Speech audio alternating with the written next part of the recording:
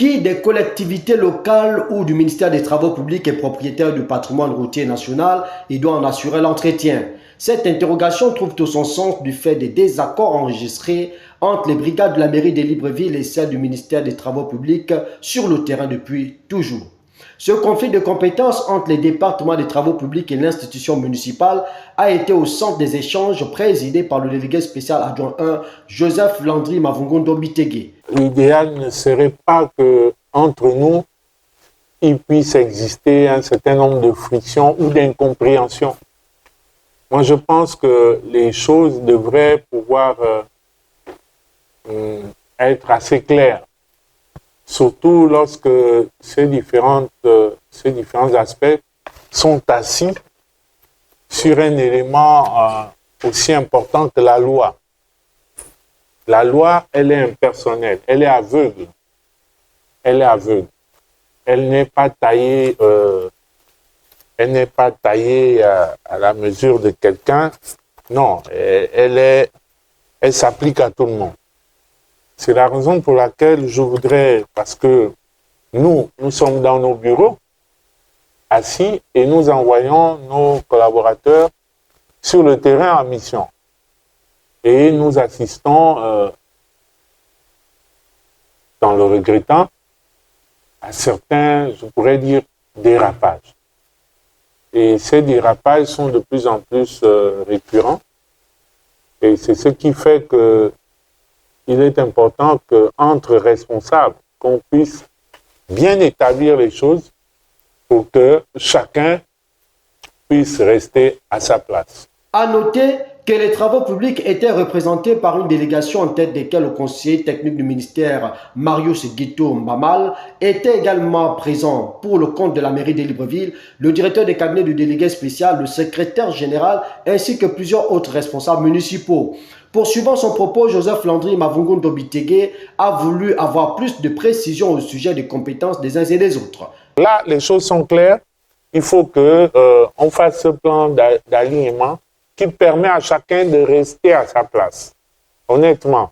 Parce que si on tergiverse encore, monsieur le conseiller technique, qu'on soit clair là-dessus, qu'on fasse des propositions à nos hiérarchies sur ces voies-là. Au cours de cette réunion, le représentant technique du ministère des Travaux publics a donné quelques explications conformément à la loi en vigueur.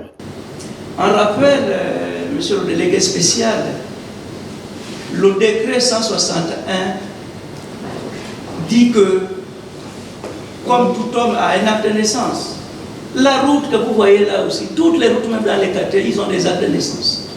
Chaque route est identifiée par son acte de naissance.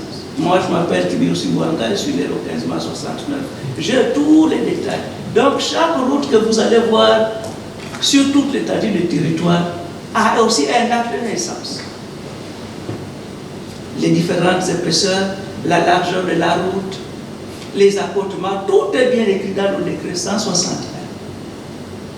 Et quand un décret est pris, une loi est prise, vous trouverez ça au journal officiel. Je continue, monsieur le délégué spécial.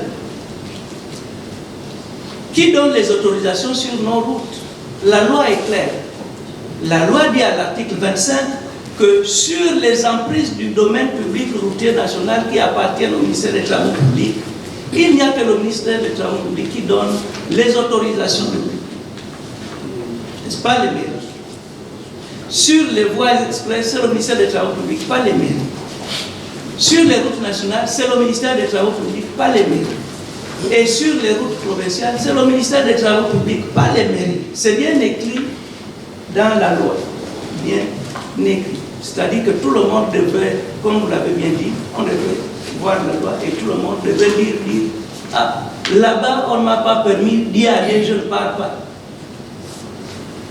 Et à partir de là,